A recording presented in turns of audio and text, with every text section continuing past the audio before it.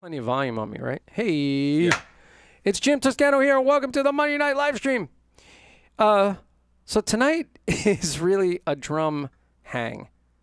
It really is truly a drum hang. As you can see, the drum set is darkened in the background. I'm going to be hanging with my good buddy and student and friend, and I consider him a family member practically at this point. Vincent LaRussa. But I wanted to just welcome everybody and kind of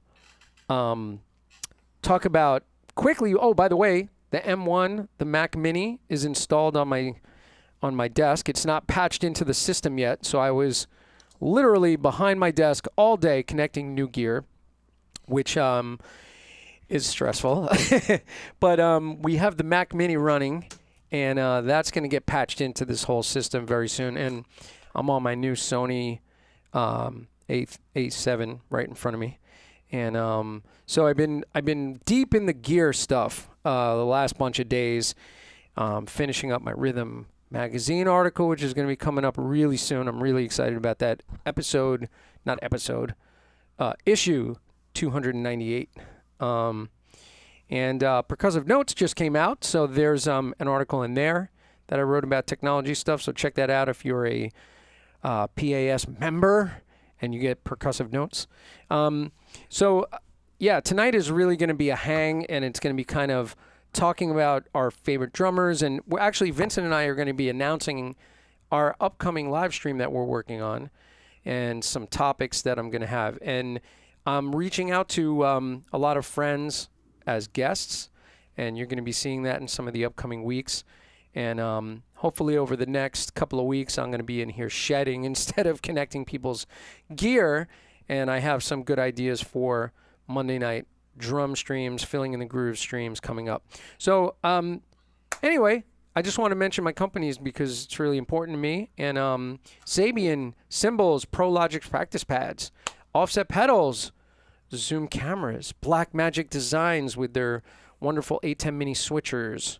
So anyway, just want to mention all that stuff. And when I switch over to the Zoom screen, bringing in Vincent, I have to resize it. So bear with me, because while Vincent and I were chatting before the stream, I neglected to test the setting. So you people know me. You know how it goes. I'm going to check in with the chat in just a minute. And I wanted to mention that over the weekend on Saturday, Janine Fox and John Gill and Bobby Angeletta and myself and Don Famularo, we, along with some of our students, did a really fun podcast on drum set history and drum history. So look for that on O for Drum's Sake on Instagram, which is a wonderful Instagram page and podcast. And so you'll be seeing that and coming up. So, all right. O for Drum's Sake is here. What? Oh, my God. So Janine is here with us. That's awesome. I just saw in the chat. And before I bring Vin in, let me just go down the line here. Pat Ross is in the house. And that's very, very cool. Lucia Seminar is in the house. Pat Ross. Oh, for Drum's Sake, Janine is in the house. So we'll be talking to everybody. Hopefully John Gill will be popping in too. So I'm going to bring in my buddy Vin here, and we're going to be talking drums tonight and probably a little bit of tech, but we're going to be kind of reminiscing and going through some stuff.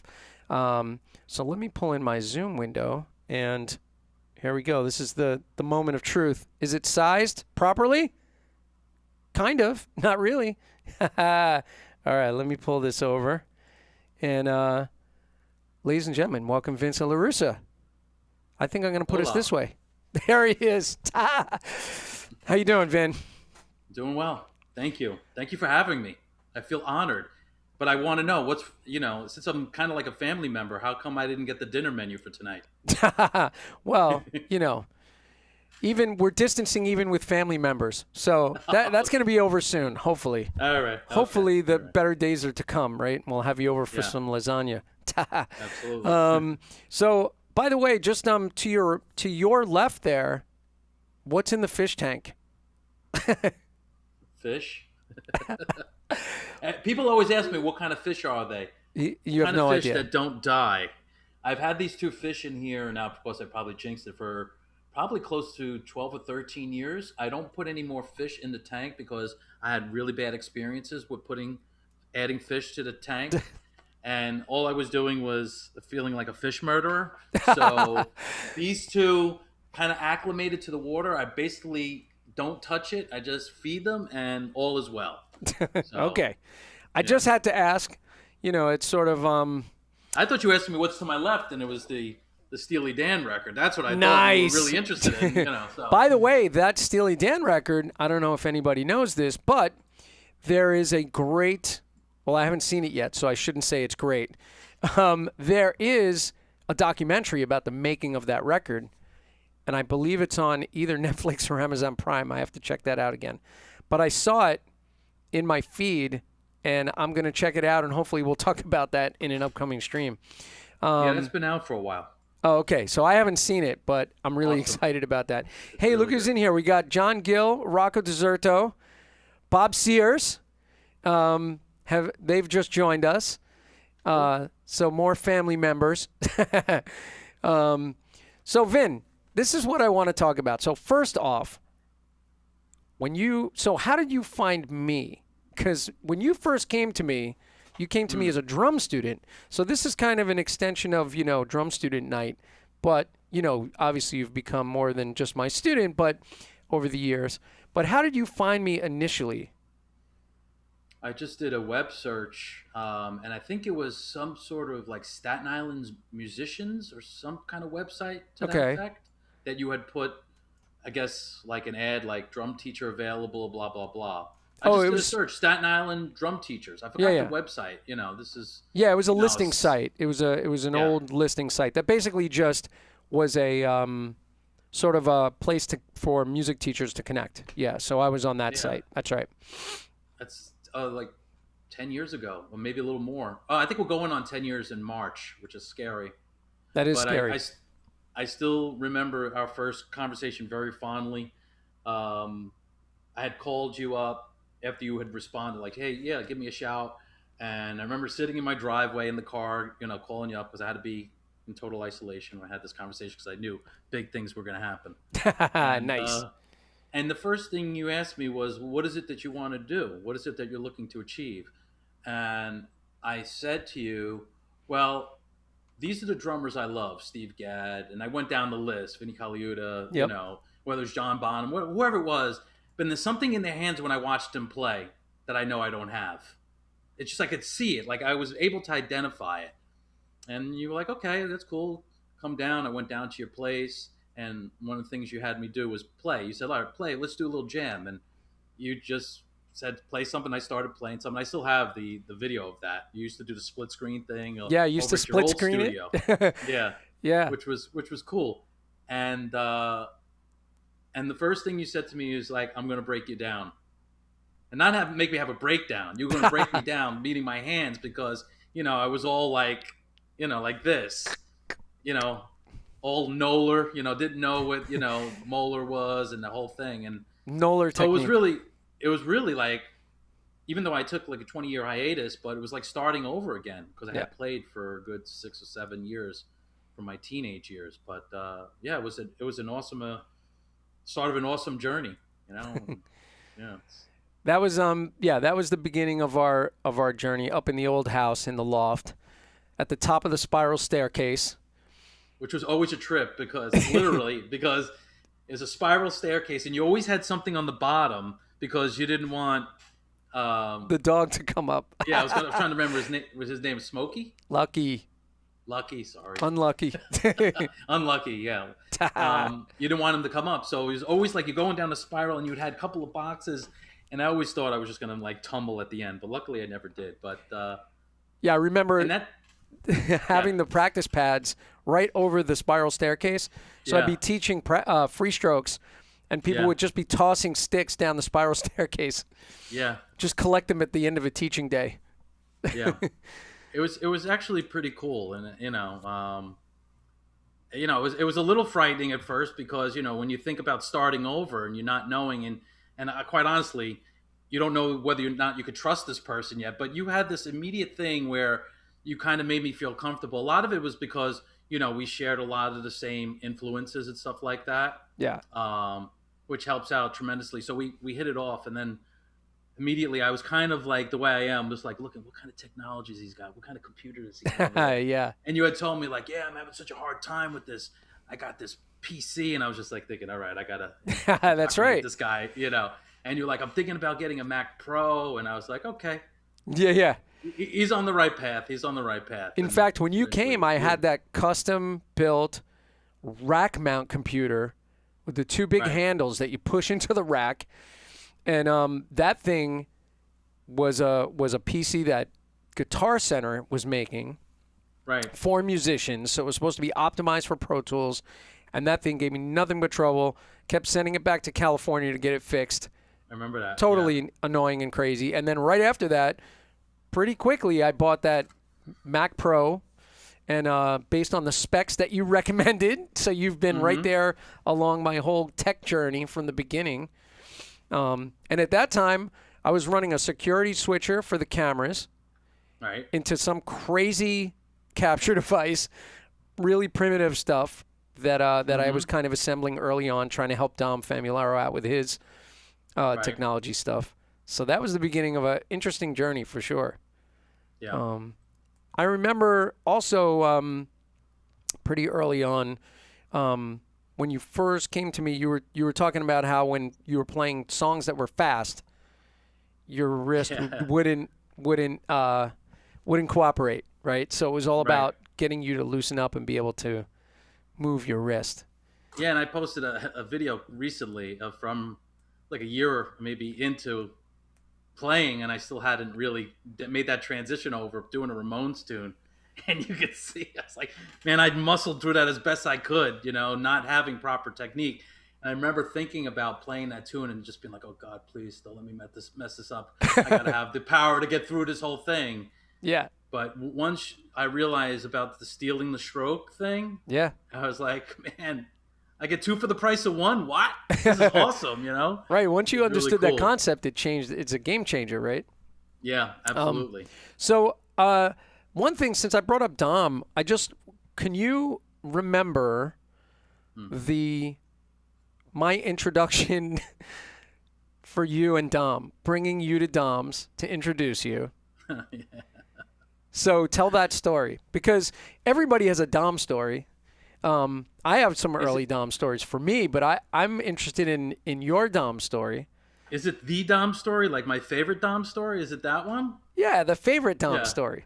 Yeah, this is a great story. So, yeah, I had told Jim that I thought I'd be able to help Dom out with my expertise in the field, and I had some, let's just say, some leftover equipment that I was going to donate to Dom, because I could just tell he was a great guy, and I'm always willing to help people out when I can. So we made this trip, and we're setting everything up and trying to get him all set, and typical of Dom, like, it doesn't matter where you're at in the day. If it's 12 o'clock, come on, we gotta eat. We gotta eat. Wait, no, that could wait. I don't care if you don't finish. That could wait. We gotta eat. So we go eat. We have lunch. Come back, tidying things up, making sure everything works. Couple glasses of wine. Couple glasses of wine and I asked Dom. I said, "Where's the bathroom?" He goes, "Oh, just go up to the house and." And I said, okay. So I go up there. Little I know, once I left, I come back into the room. Dom and I have been concocting a plan while you're gone. Yeah, right. Dom is having a plan. And what you had said to Dom is like, oh, no, Dom said to you, I think, I want to do something for him. What can I do? And he's like, well, he loves David Garibaldi. That's like one of his favorite drummers. And he goes, I have David Garibaldi's ride cymbal in my basement, signed like signature model. You're like, what? So he goes, all right. He runs in again, and somehow we didn't cross paths during this time. And I get back in, and he goes, typical Dom. He goes, Vincent, my sons, they do this archery thing. Can you come out and see? I want to show you like where they shoot the targets and stuff. And I just remember it was like the most beautiful day out, and I walk out of his drum shed. And leaning up against the tree with the sun beaming on the cymbal is the cymbal. And I just heard in my head, that, oh. I just looked at it. It was like Christmas morning and I was 8 years old again. It was an incredible feeling, like totally shocked and stunned and surprised. And it was just such an awesome, and typical of Dom. You got this book? You need a book? You want this book? Here, take this book. You want this book? Give me books. He gave me a China cymbal. It was just such an awesome experience, being with somebody who's so passionate about drums. And again, kind of like I am with the technology, just wants to share whatever he can or donate whatever he can. And literally, I think that might have been 2014. That cymbal has not left my ride stand upstairs on my studio kit. So isn't that great? It was just a great experience. Dom truly is the best. Janine just said, great story, Vincent. Yeah. And, we actually had the privilege of, hearing Dom's, his Christmas song that he had written about Santa Claus. So, and that was really remarkable, like about being such a giving person. You know, that your story just ties right into that, how great a guy Dom is. I spent a lot of time with him. I was on with him in Charmaine this morning working on his rig. And so, you know, it was kind of fun. I was really excited to introduce you to Dom. And I think, I don't know, the first time you met him, was it one of those meetings, or was it when I introduced you to him in Indianapolis or something? It could have been that. Could have been Indy. We had made. I know we've been to Dom's place 3 times. Yeah, I brought you out there for various. You get the whole Volvo. You get the Volvo. As soon as you get there, you get the Volvo story from Dom. Yeah, you get the the classic Volvo. You know, yeah, you get the whole thing. You know, but I know it's 3 times, and yeah. You know, and definitely every time he arrived at PASIC, it was always just a trip, just hanging with him, and afterwards we'd do a hang or go to dinner. It was just.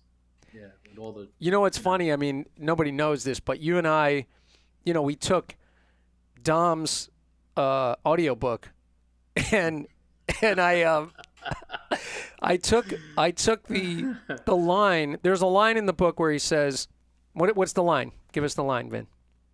I don't know. I play the drums. I like Italian food. I like to fish. Yeah. So he starts out with that. I don't know. And then he says those 3 things, right? Yeah. I play the drums. I like Italian food. I like to fish. Right.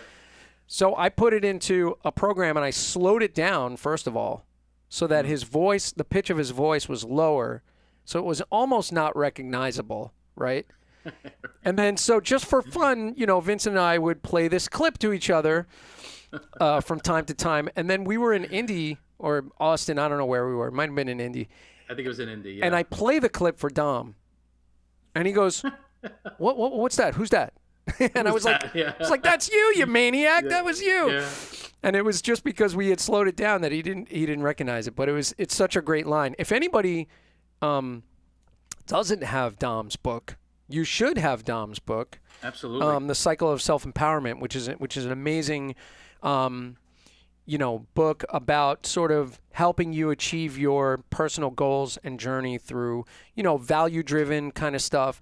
And it tells Dom's story really, really well, just as far as his following his passion and about getting balance in your life. So I love that book. And Dom, I've realized, is also influenced by Stephen Covey, who I'm influenced by, and I kind of see those parallels in his book, and I'm constantly quoting inspirational books. But if you don't have Dom's, his drum books are great, of course, but also check out The Cycle of Self-Empowerment, which is a really, I think, an important book to own, and it's one of the great ones, for sure. Absolutely. Yeah, man.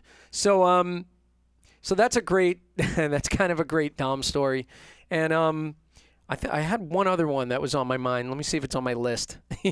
One other one? I was going to say, one other one? Oh, no, I mean, there's a million other Dom stories. But well, that's the great thing about being Dom, and what I love so much is that there was like story after story. He's got such, he's like a history book on, that walks around with all this drum. I mean, I love hearing the stories about, Zildjian, the Zildjian family and Sabian and all the different companies he worked with, and especially when we would do those hangs at night, or the first time I met Vic Firth, you brought me over to meet Vic Firth. That was great. I mean, there's just such awesome Actually, moments, that night that I introduced you to Vic Firth, I think you met a whole bunch of guys. Peter Erskine, Dave Weckl, Stanton Moore. We went to the cigar bar with Stanton Moore.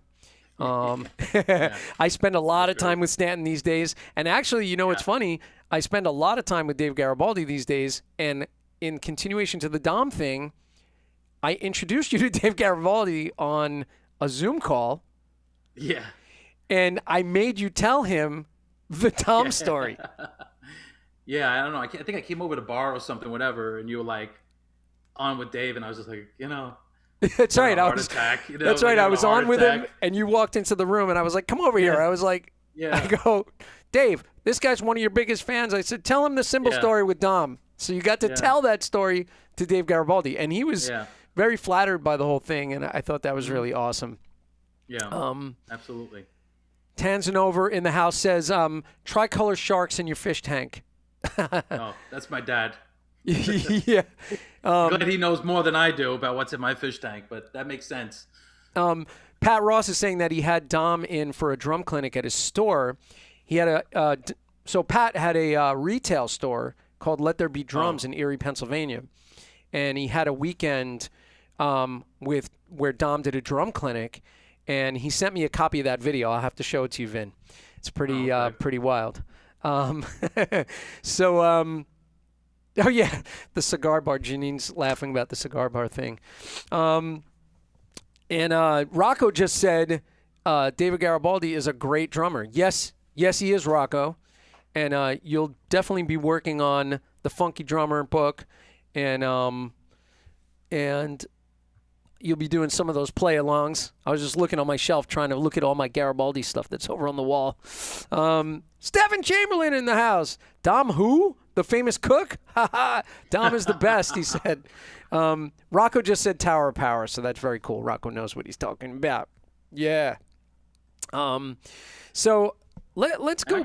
What's that? Actually, I'm gonna share something if you don't mind. Yeah, go for it. Hold on, let's see if this actually works, because we are on live TV or live. Are you gonna share your screen? Yeah. Can you see? Oh my God! There's the old studio. There's the old studio. Yeah. And look, there's my coffee cup. I still own that coffee cup. Look, my hair is long. This is the first time I was sitting at the drum pad. Oh wow! Yeah, look, cool. we're sitting on the quiet tone pads. Right. Yeah. And I can see Benny Greb's Language of Drumming behind us, and we're working on free stroke. Ah! Yeah, you see? Oh, look at that. That's so great. Cool. You know, so people don't know this, but like I would record all of my lessons to DVDs, and I got that idea. Originally got that idea from Dom. And that that's so crazy. You know, that whole time I was, Dom was recording his lessons with a video camera over to a VCR. And then we switched over to DVR recorders. So we got recordable DVDs, and I started recording all my lessons. So when somebody would come, I would pop a DVD into the DVD recorder, and I had cameras everywhere, and you could see the quality was pretty rough, right? It was like a security switcher with a bunch of like camcorders. But that's amazing that you still have your lessons on those DVDs. Well, the funny thing is I just noticed this, and I got to consult my attorneys, because I think there's a moment of inappropriateness here. If you could see what's going to happen here. No, but you didn't hit me. I think I was worried. But see, and you put your hand on my shoulder, and I was like, okay. I think you were telling me, like, you'll be okay. Don't worry about it. But I'll have to review this footage again. Just to make sure. You were probably stressing and beating yourself up. Well, I will, say that that pair of underwear never saw the light of day after that. Oh my God! Well, those were great days, and I love that. Some folks have archived those lessons. Steve Shantz, who Vincent and I both know, one of my students, he archived every single lesson on his DVDs, and every lesson. And he would tell me about that, and I think that was pretty amazing that we have that. And I actually have some DVDs that were, because they would get left behind every once in a while, that I've saved. I should really go through that and take a look. But yeah, that's really fun. I love how while you and I are reminiscing about stuff, everybody that's watching is all talking to each other, which I think is really amazing. Well, that's good. By the way, I'm noticing that everybody is on chat in YouTube, which makes me think that Facebook chat is not happening, and I see an X through Facebook chat, so I have to look into that. I'm assuming that's what's going on, because usually there's some people over in Facebook chat. So if the Facebook chat is down, that's something I'll have to correct with Restream, because Restream is the one that pulls it in. And I'm paying for that service. Come on, where is it? So if Bobby A were your student, Jim, you would have had gray hair. um, that's pretty funny. We got to get Bobby A in here one time. But yeah, so I think when you first started coming to me, I didn't have the super long hair at that point. I think No, it was cut no, at that point. yeah, Yeah, yeah. Lucia says that she just got the Weaker Side book that Dom gave her because Lucia was in the O for Drum's Sake podcast on Saturday, and we gave away gifts to all the oh, students, nice, which was super fun. nice. Talking about giving back, we try to give back to all the kids. Um, so Bob Sears says he didn't recognize long-haired Jim. So Bob Sears is in the house. So you know what I want to ask you is, we kind of went through sort of the history of our meeting together, and Yeah, you and I, we basically became fast friends after that, and you've been to everything. You've been like the most supportive student slash friend. I was thinking like you were at every single hand technique workshop. You've traveled all over with me. Even been to some, gigs, venues that were memorable for the two of us, like the crazy opening for Los Lobos at at the oh yeah, Bearsville that was Theater. awesome. Pretty funny stories with those guys, and we've been on these trips to PASIC, which I encourage everybody when we're back to in-person PASIC to make sure you go. I am certainly going to attempt to do something maybe where we have a whole bunch of students meeting and we do some kind of chaperone situation and get a lot of people to meet up in Indianapolis when the next one happens. But speak to that. We traveled together to Yeah. a few years to that stuff. So I had one thing I wrote down was rooming together in Austin, Texas, and there were some funny moments on that trip. There were some funny moments on that trip. So I just wanted to mention, I thought maybe Yeah. you could tell a funny story from that one. Well, yeah. So you had brought these friggin' slippers that you thought were so comfortable, and you decided to walk over from the hotel to the whatever the conference center, which was probably a 15-minute walk. I want to say Couple of about. miles, probably. Yeah, yeah, and these freaking slippers, that you literally like wore down to to put holes in them, and I was just like, what on earth were you thinking? You were like, oh, they were so comfortable. I just didn't want to get out of them. I just kept them on. And you're walking around the PASIC floor with moccasin slippers with holes in the bottom, which is like, people must have thought you were nuts. Like, I still to this day don't understand. I mean, other than you say they were so comfortable, but They I just were. don't, yeah. But Well, that was that. God, the bottom, in all fairness, the bottom of the slippers did almost have like a little sneaker sole, but I did wear them out. almost. I did wear them out walking from Yeah. the hotel to the conference center because it was a pretty long walk. Yeah. I did destroy them. And I think that morning we ate at IHOP. We went to International House of Pancakes. And then we Yeah. walked over to the convention center. And I did wear the slippers out completely and destroyed them. And I was regretting Yeah. that by the end of that day. But I knew you were going to tell that story. That's why I brought up Austin, Well, which, the by the thing way, was a about great trip anyway.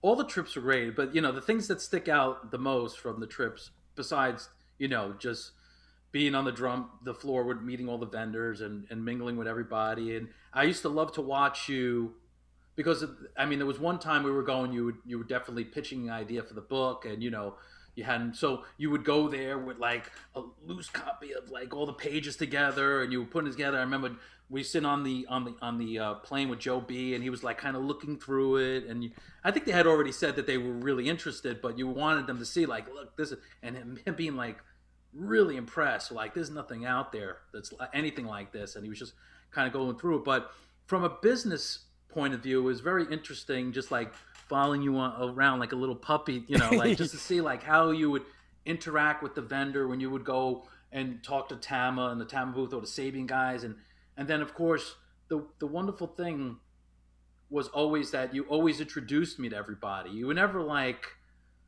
I would just stand there, or make me feel uncomfortable. You were always like, this is my student, Vincent. This is my, to everybody. And it didn't matter if it was some vendor who was selling wrap for a drumstick, or when we met Pete Erskine out in the street when he was smoking a cigarette, if you remember, he was out there on the break. It was like you would always Come here, introduce me to Vincent. Come everybody. here. I want you to meet somebody. Yeah, yeah, Yeah. and that was really great. And the other thing that sticks out from those trips is, of course, now as anyone could imagine, and anybody who knows Jim, they're gonna understand this.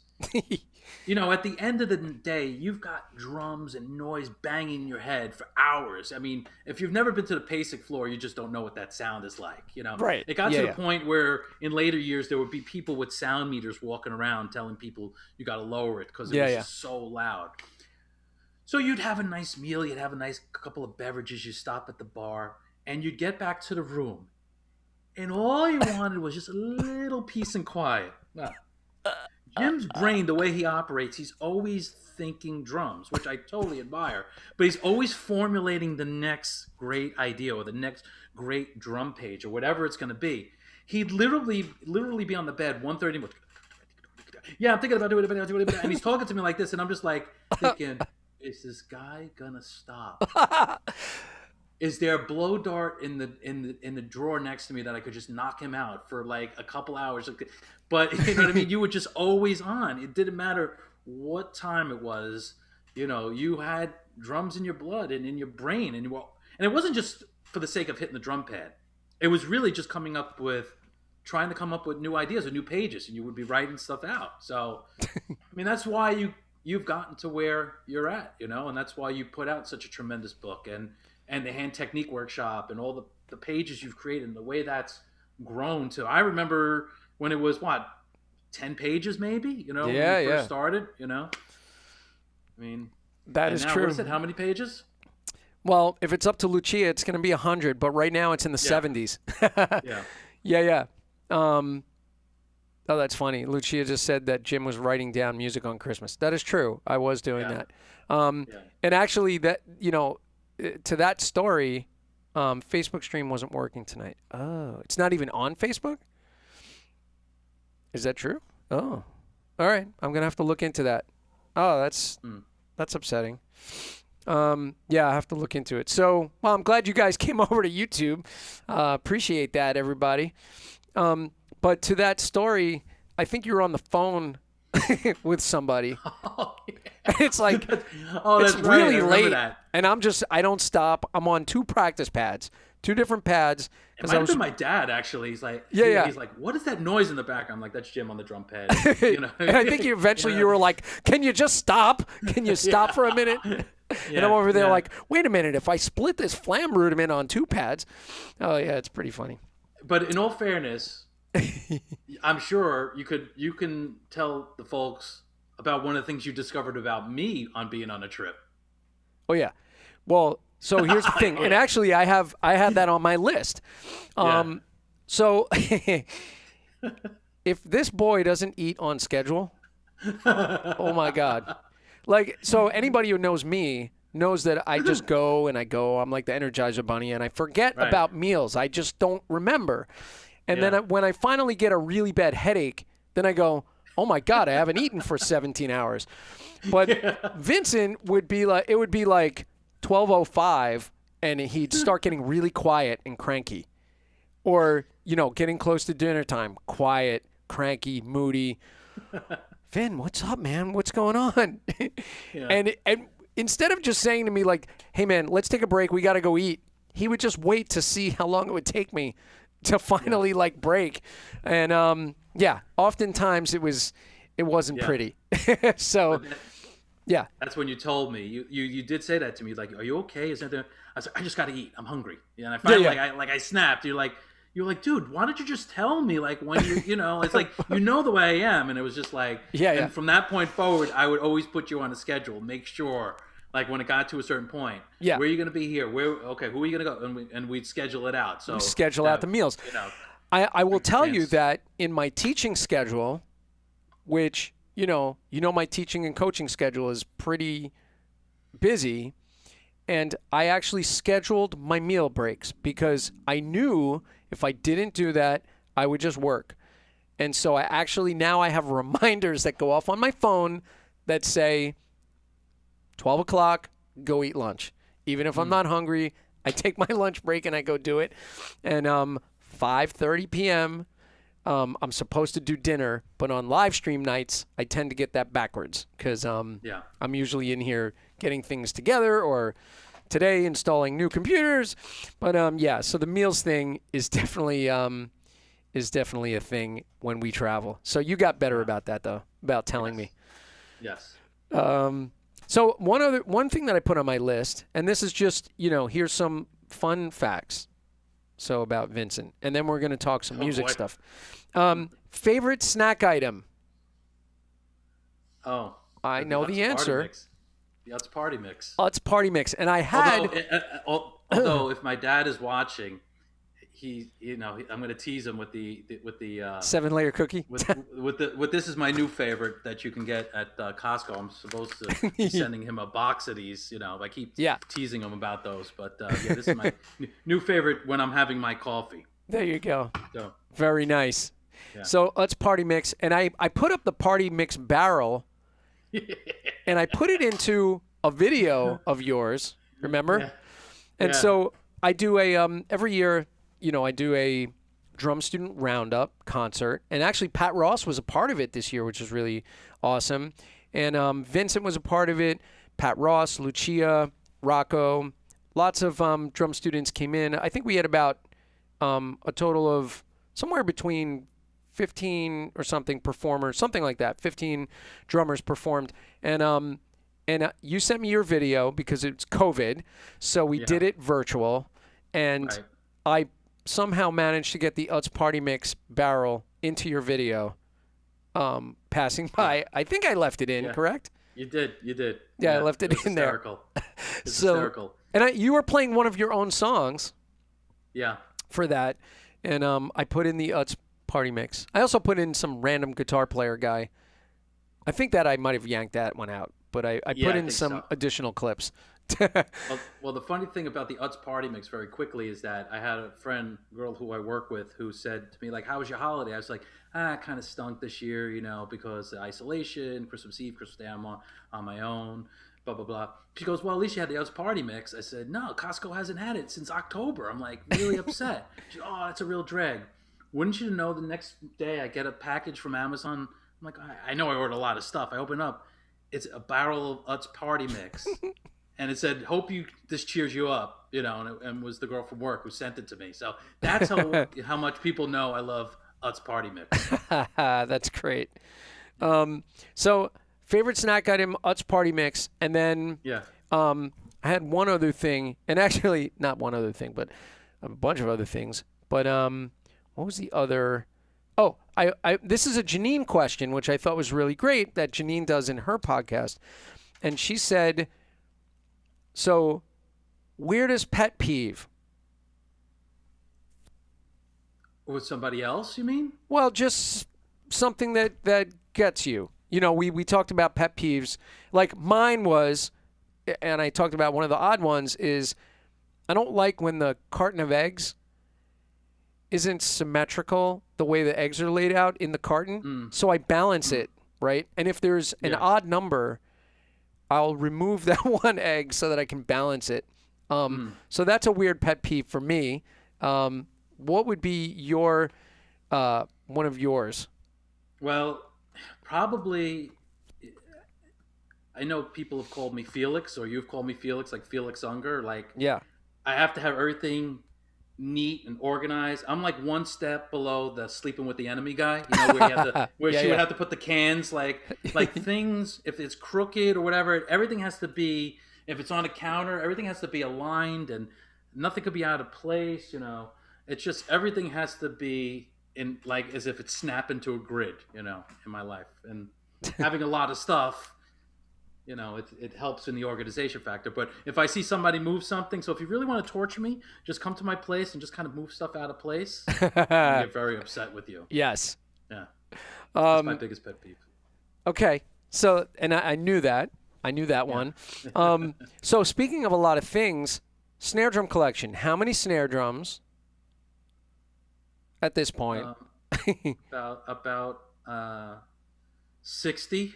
Favorite snare Five. drum in the and they're by the way they're on very nice, neat shelves.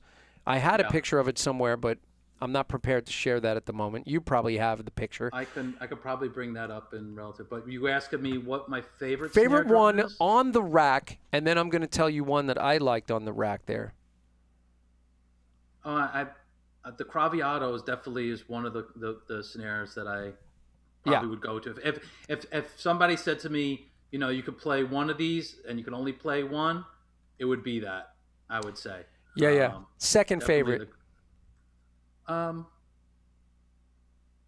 probably my maybe I don't know. Like I got so many good ones. I got a couple of great Tama snares. Yeah.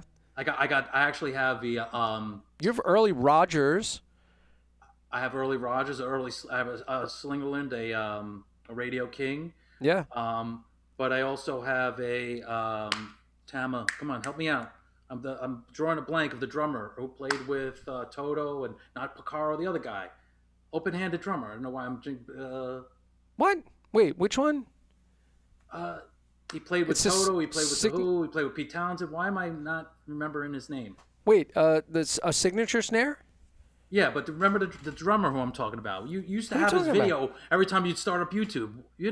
Simon Phillips. Oh, Simon. Of course. Simon Phillips. Yeah. I don't know yeah. why I wasn't. You said open-handed. You said Toto drummer, and I'm like still not saying Simon. What's wrong with me?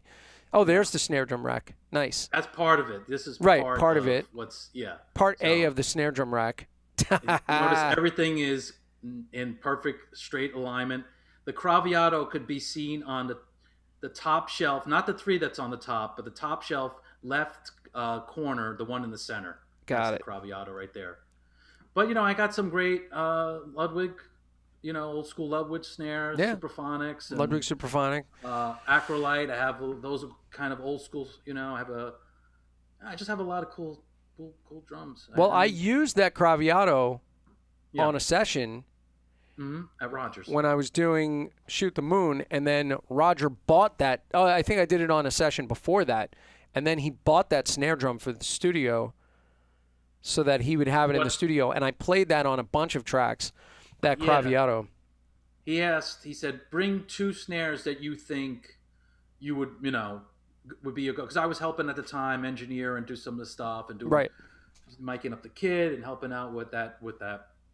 And I brought that one. And I think maybe it was the Dunnett snare. We brought the Dunnett and the Craviotto, yeah. Yeah. Two really nice snare drums. Yeah, he loved it. So, and then he's like, he charged me with saying, okay, find one of those for me. And then I did, and he got his own.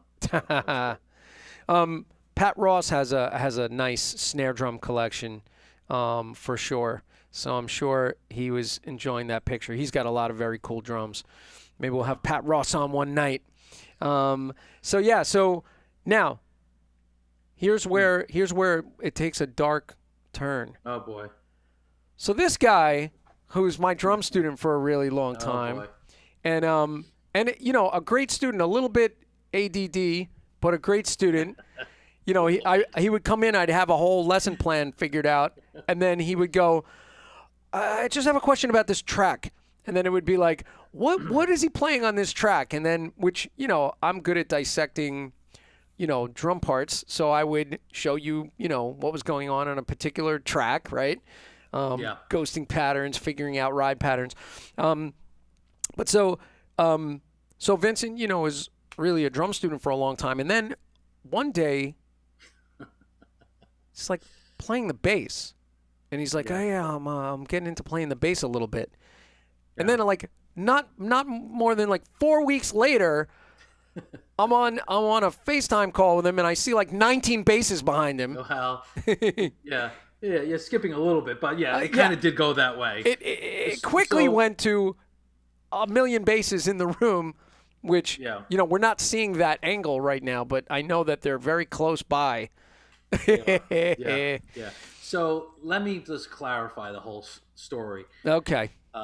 Very quickly. So, yes, I did have the interest in start playing again, and I did play bass guitar in the '90s in bands, and I just always loved the bass as I loved the drums. But something was bringing me to the point of wanting to play again. And as I've explained to people, being fronting an original band and performing and being out front, it's not about being out front. It's a different connection you have with the audience. And being tethered to a drum stool is a very different experience. So I was feeling like, even though I'm not doing original music, I wanted to do something where I could explore kind of just that freedom of movement and a different kind of, and I just love the instrument so much. And quite honestly, I didn't think I was going to get as, you know, as deeply into it as I did, but knowing the way I am and my personality, it wound up being that. But I did come to you and say to you, hey Jim, I'm thinking about playing the bass. What do you think about it? Because I don't want you to feel disappointed or, that we spent all this time together and that I'm abandoning this, and I know there's so much more to learn and stuff like that, but I really, feel like I want to do this. And, you said flat out, do whatever makes you happy. If Yep. that's what's going to make you happy, then that's what you're going to do. Don't worry about me. It's not what I think. You spent a significant amount of time, more time than most people ever, unless it's almost going on 10 years of studying, and if people don't know, some people have heard the story being on the thing, there was one point for almost a year, I would come to your house every morning just to work on hand technique, and then I would go to work. I was going to bring And that that was up. the one thing about you. Never charged me for any of that. You just, for the love of playing drums. What did you, I mean, Because other I than said maybe to having you, take the dog I said, Vin, I'm in here on my pad every morning. right. Yeah. I said, why don't you just on your way to work, stop in, sit down, and get on the pad next to me, and Yeah. we'll do the workouts together. I was like, Yeah. some people get up and go to the gym. I get up and come down here with my coffee cup, my practice pad, and my sticks, and Yeah. so you joined me for a long time doing that. That was really incredible. It was it was an amazing thing when we started doing a lot of those rudiments and stuff like that, and you start off at like 60 or 70 beats per minute, whatever. And then when I would watch you do a lot of things, never thinking I'd be able to achieve something, and then all of a sudden we're approaching like 140, 150 BPMs on something. And for me, I was just like totally blown away that my hands could do something that I thought I'd never be able to do. And with anything in life, with hard work and dedication, you could achieve your goals. Right. So that was just like an incredible feeling and experience to have that. And thank you so much for offering. And you've always been, and anyone who knows Jim is so generous and not only in his time, but if there was like, hey Jim, I need come to my house. You want to borrow a cymbal? Yeah, you need the stand. You need this. You need a piece of gear. You need this. Always lend out stuff. You want to try this? Oh, you're thinking about buying this? Here, why don't you try mine before you go out and buy it? You want a burrito? You want a taquito? You want a burrito? Yeah, exactly. That's what you tease me with now with the hot sauce. That's what you called me earlier today. Like, this is the best hot sauce. You got to get this hot sauce. But, Well, I will tell you. Oh, yeah. I was just looking back along the list, just real quick before we jump back Yeah. into that. This is Yeah. the answers, because it comes in a slight delay, but it says, Pat Ross says, I love Utz pretzels. I will have to look for the Utz party mix. Yeah. And Janine was talking about the pet peeves, and she said the unmade bed, which I totally Yeah. get it. Yeah. That's my wife's pet peeve. So those are some of the things that were going on in there. And Lucia said, it's okay, Vin. The bass is a great instrument. I play it too. And Right. she does. And we share some in common, her and I. Right, you guys. So Matthew Schneider, who's my bass player extraordinaire with the Roger Tree Freeman group and also with Meridian Jazz and some stuff that we've done outside of that. He's a very talented bass player and bass teacher, by the way. Both you and Lucia study bass with Matthew Schneider. So and that was the other thing that you helped me out with, because I said I was looking for a teacher, and you were like, how about Matt? And I was like, oh yeah. I was like, I had met Matt, I had hung out with Matt, just kind of like yourself. He's just a great guy. And most times when I have my listen with Matt, we're talking bass players, we're talking albums, we're talking records, like we used to do. yeah, And that's the one thing I wanted to mention about you. What one of the things I was really impressed with when I first met you, and I knew that you loved the Steve Gadds and the Weckels of the world. But when you told me like you loved Peter Criss, I was like, because a lot of people would always say like, oh, Peter Criss, he's terrible. He's a drummer. He's not no Neil Peart and whatever. And you and I would always say, you don't have to be the most technical guy. It's about your swing. It's about your swagger. You know what I mean? Which Peter had. He wasn't the most technical guy. No. But you listen to those records, there's so many records that you could go to where a drum intro is like a drum, it's like a guitar riff. You know what I mean? Yeah. It's a signature part of the song. Listen, And when you said that, I was like, all right, we're alike. And I was, yeah. you weren't like the snobby guy, like, oh, he sucks, you know. I grew, my introduction to playing drums and playing music, it was kind of paralleled with discovering the band Kiss as a 10-year-old and being like, oh my God, what is that? And seeing Don Kirshner's rock concert and seeing them, put on this incredible stage show and, having these catchy riffs and watching the drummer who was on this tremendous Pearl kit, I think. Pearl kit, yeah, it was Pearl. Tremendous single-headed Tom Pearl kit with tons of cymbals and just going like, oh yeah, I want to do that. And then, and that was kind of what got me, wanting to do that. I mean, by the time I was 13, I was starting to listen to Frank Zappa, and I kind of lost my following of Kiss at that point. But it was what got me going, or what got me started. And I've had students like yourself and Steve Shantz come and say like, hey, what is he playing at the beginning of like Shock Me, right? That song Shock Me. And in the middle of that song, there's some really interesting phrasing, and people don't realize that there's some tracks where you go, man, all right, that was pretty cool what he played on that. Yeah. And so, it has its place in the history of, certainly in my history of playing. And I did try to emulate him as a 10, 11-year-old, dressing up as him and putting on these concerts in my mother's garage where we literally would set up a picnic table with a really junky drum set on top of it. We had road flares lit to be the flames. Those smoke bombs that they sold in the candy store that would like fill the garage with smoke. It was probably horrible for our health. And we were dressed up as the band, and we had the records on, and we were playing along, faking it, kind of playing along, and putting on these concerts. And the kids would come in the neighborhood and watch us put on our little amateur Kiss show.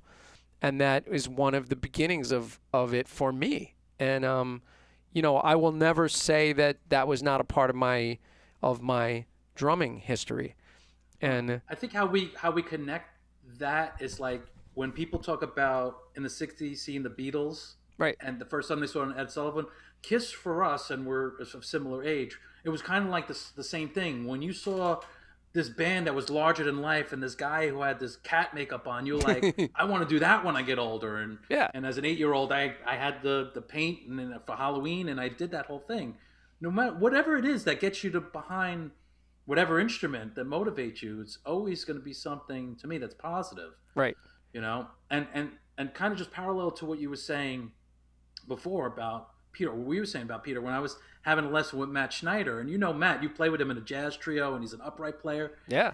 And he was like, some of the stuff and some of the guys out there, they say all this stuff about all this technical stuff and this crazy stuff, and a lot of it's, it's like BS. He goes, and he starts playing like Running with the Devil, like, boom, boom, boom, and he's like, right. That's like, what else were you going to play there? It's like, it's just a simple, like, open note. It's like, that's all you needed to serve that song. It's all about serving the song. It's not always about playing a billion notes or, whatever, crazy drum fills, although that stuff is great, but, serving the purpose in the song. Play for the song. I mean, my two main projects, when I play for Roger, I play for the song with the song lyrics and everything really comes first. My part is secondary, but it's going to support that and bring something to the music. But when I craft parts for Giant Flying Turtles, it asks me for something completely different, where I can put some technical stuff together that works in that context, and it really is, what is the song asking me for, right? So we serve the song as drummers and as bass players now, right? Yeah. And I will say that I was super supportive of you going back to playing the bass, even though I bust your chops, and I tell people that you're a traitor, and I've done that on Facebook. But I still feel like I really wanted to support you 100%. And this kind of brings me to the point that next week, I think we're having it together for next week, and I'm that Monday night, Vincent and I are doing for the Monday night live stream. We're going to be talking about.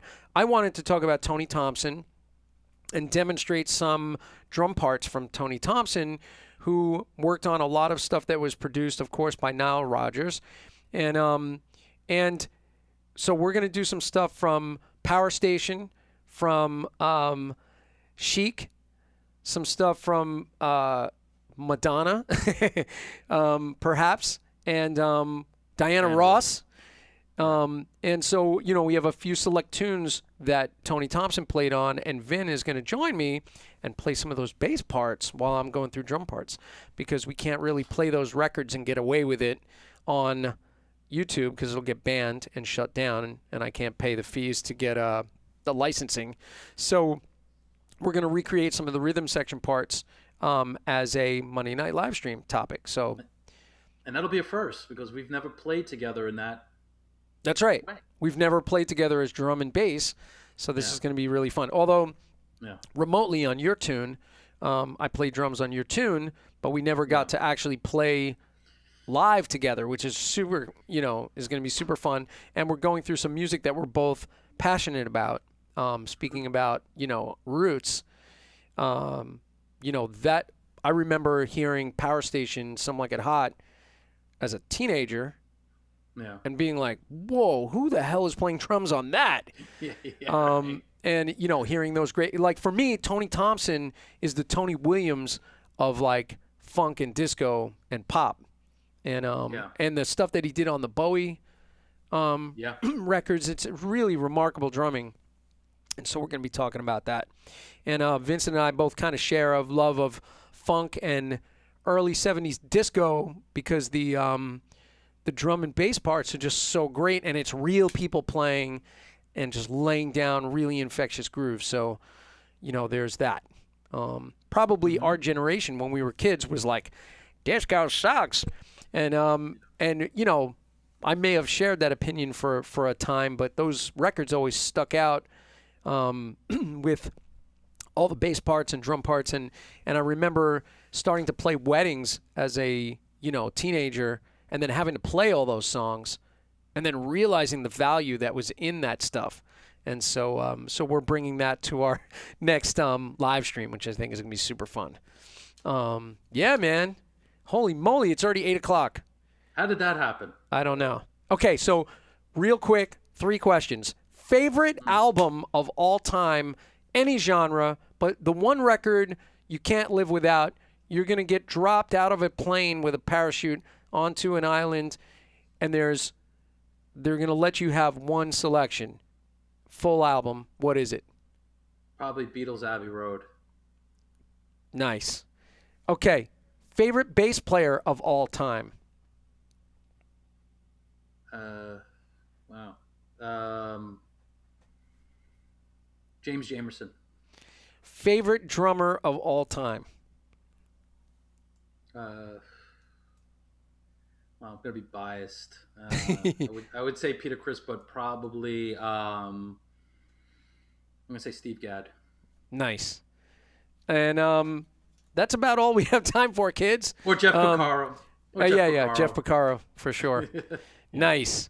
I think we touched on a lot of really fun topics. I don't know that I went to all of my questions for you, but I did get to a lot of them, which I'm really excited about. Hopefully this was fun for everybody. I think,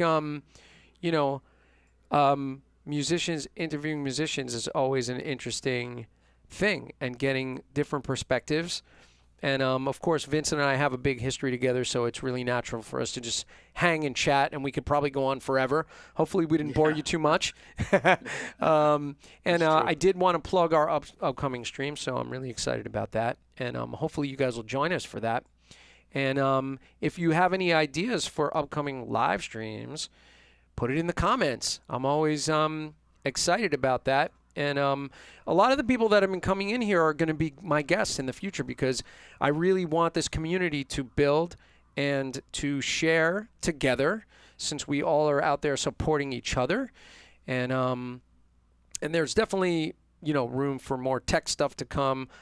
Vincent knows I'm in the thick of it with a lot of people getting their rigs together, but pretty soon I'll be able to take a breath and actually make some videos about all this stuff. I have so much gear in here now going on all at the same time. But thanks for the support. Thank you to my guest, Vincent LaRussa, this talented young man who's doing it all.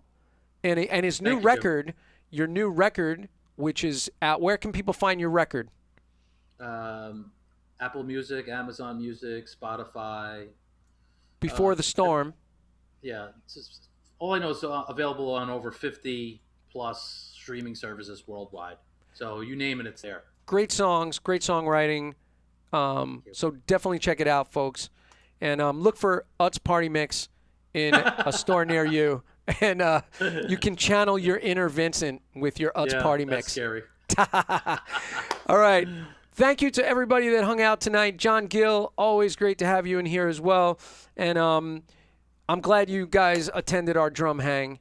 And we're signing off now. So we'll see you guys next week. And I'll see everybody Thursday night for the Hand Technique Workshop. 100-page booklet coming soon. All right, everybody. Have a good night. Take care.